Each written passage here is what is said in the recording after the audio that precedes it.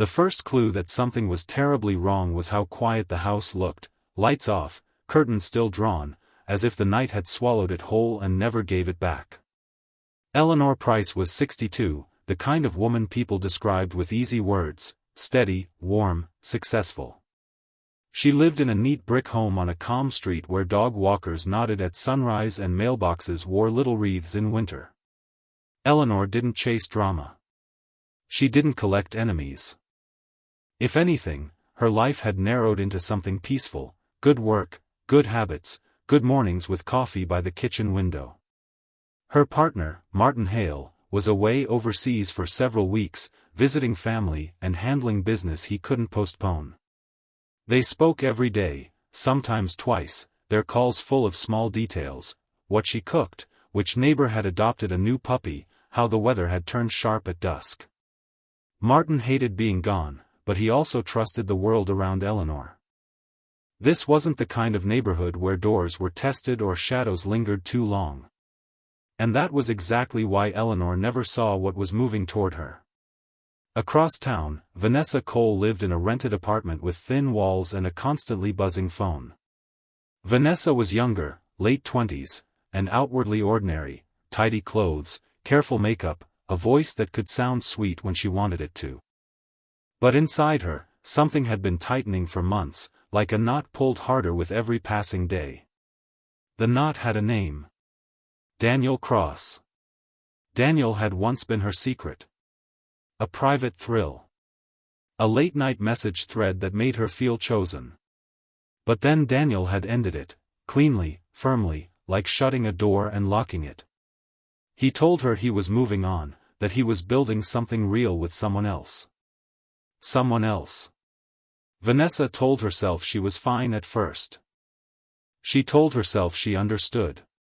But her thoughts kept circling back, scraping at the same idea until it turned raw: if that woman didn't exist, Daniel would come back. The woman, of course, was Eleanor. Vanessa had never sat across from Eleanor in a cafe. Never exchanged a word with her. She didn't know Eleanor's laugh, or the way she hummed while reading, or how she left a small bowl of water out for the neighborhood cats in summer. None of that mattered to Vanessa. In her mind, Eleanor wasn't a person. She was a barrier. A final insult. A prize stolen.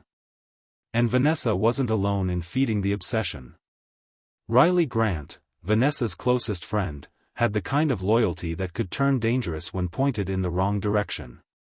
Riley listened to Vanessa's spiraling voice notes at 2 a.m. Riley didn't interrupt when Vanessa repeated Daniel's name like a prayer. Instead, Riley asked questions, quiet, practical ones. Where does she live? What time does she usually come home? Is anyone staying with her while he's gone? At first, Vanessa's answers were guesses. Then they became observations. Then they became routines. For weeks, Riley's car appeared on Eleanor's street at odd hours, parked a little too far down to look suspicious, close enough to watch. Vanessa kept notes like she was building a case file: morning lights on at 7, porch light off at 10, trash bins out on Tuesdays, a grocery delivery every Friday. She zoomed in on social media posts, traced backgrounds, matched angles, recognized the same hallway runner in different photos. The more she learned, the calmer she sounded. Calm, in Vanessa's world, was never a good sign. By the time Martin's travel plans were publicly known, gone until next month, one cheerful comment read, Vanessa and Riley were no longer fantasizing. They were preparing. And somewhere behind Eleanor's closed curtains, the night remained innocent, for just a little while longer. By the time summer faded into early autumn, Vanessa Cole's life revolved around one address and one name. Everything else, work shifts, meals, sleep, became background noise. Her phone was never more than an arm's length away, its screen filled with saved images, notes, and long message threads she reread until the words lost their shape. She told herself this wasn't about jealousy anymore. She framed it as justice. As correction. In her mind, Eleanor Price had stepped into a life that didn't belong to her, and Vanessa believed she was only restoring balance. Riley Grant watched the transformation closely. Where Vanessa had once cried and paced, she now spoke with focus. Her voice dropped lower. Her sentences shortened. When Riley raised concerns, Vanessa brushed them aside with calm certainty. "She's alone," Vanessa said one night, scrolling through photos of Eleanor's house. "No alarm. No cameras. Martin trusts her neighborhood too much." Riley hesitated. "And after?" "There is no after," Vanessa replied. "Once it's done, it's done." The planning became meticulous. Riley handled logistics, transportation, timing, supplies, while Vanessa obsessed over details.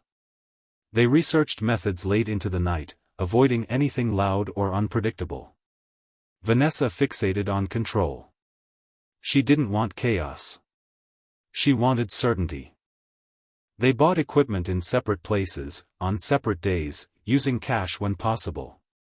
Vanessa insisted on gloves, dark clothing, and a device she believed would give them a critical advantage in the first moments. Riley followed along, convincing herself that loyalty meant silence.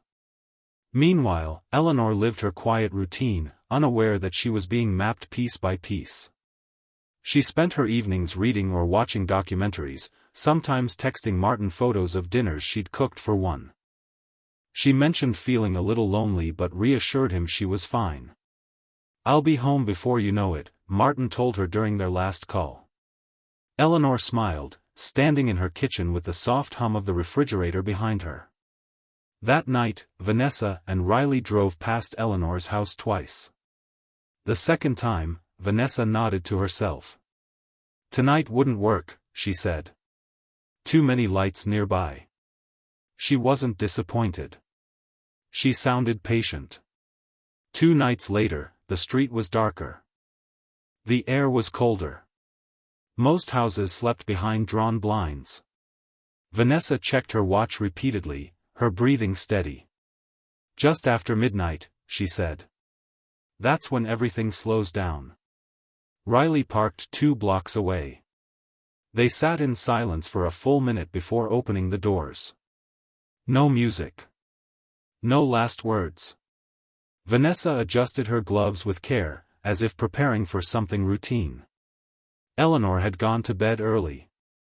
She left a lamp on in the hallway, a habit Martin teased her about. Outside, footsteps approached her front door, measured, quiet, deliberate. Inside the house, time was about to split into a before and an after that Eleanor would never see coming. And across town, Daniel Cross slept peacefully, unaware that his past had grown teeth, and was already inside someone else's home. The house settled into its deepest silence just after midnight.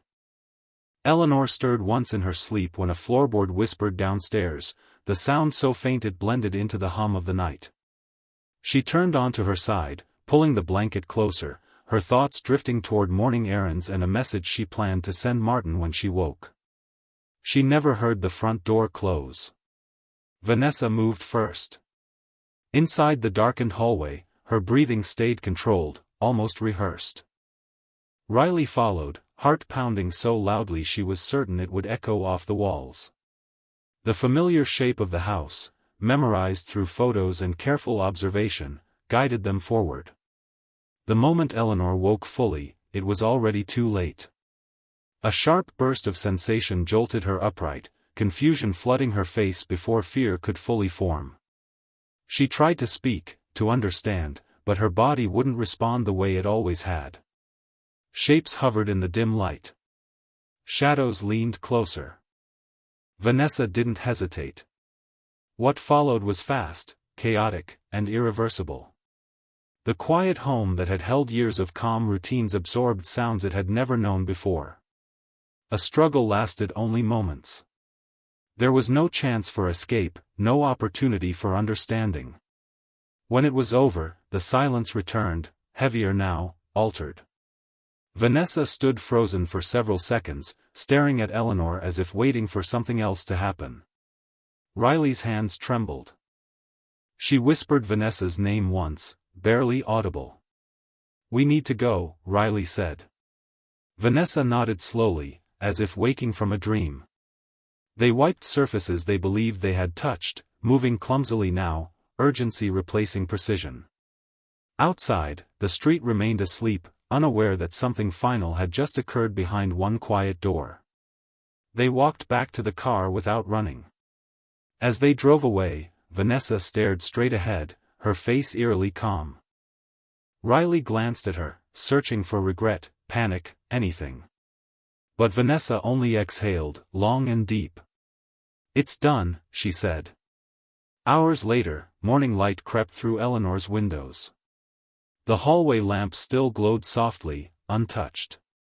Her phone buzzed once on the nightstand with a message from Martin sent during his flight layover. When he arrived at the house later that day, suitcase still in hand, the first thing Martin noticed was the stillness. The second was the door. What he found inside shattered the life he thought he was returning to. Within minutes, the calm street filled with movement, neighbors gathering at a distance, flashing lights reflecting off familiar brick walls. Officers moved carefully through the home, their expressions tightening as the reality of the scene settled in. Eleanor Price, a woman with no enemies and no warnings, was gone. And while Vanessa and Riley believed they had planned everything, they had overlooked one crucial truth. Every step they took had left a trail behind them.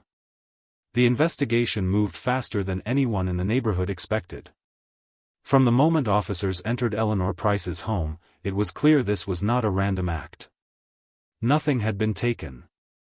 Drawers weren't rifled through. The house felt staged in its stillness, like a scene interrupted rather than invaded. Detectives exchanged looks that said the same thing: this was personal. Martin Hale sat on the front steps wrapped in a blanket someone had handed him. His face looked hollow, as if the world had suddenly lost depth. He answered every question slowly, carefully, struggling to understand why anyone would want to harm the woman he loved. She didn't argue with people, he kept saying. She didn't have conflicts. She was kind. Inside, forensic teams worked methodically.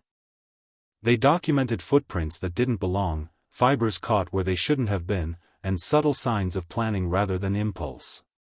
The timeline narrowed quickly: late night, short window, precise entry. By midday, investigators turned to Eleanor's digital life, not because they suspected her, but because modern crimes always leave echoes online. Her phone told a story of normalcy: messages to friends, reminders, a final unopened text from Martin. Nothing alarming. But Martin's phone was another matter. Detectives noticed a name that appeared repeatedly in older message threads: Daniel Cross. When questioned, Martin explained calmly. Daniel was a former colleague, and someone who had once made a mistake. A brief affair. One that ended long before Eleanor and Martin built their life together.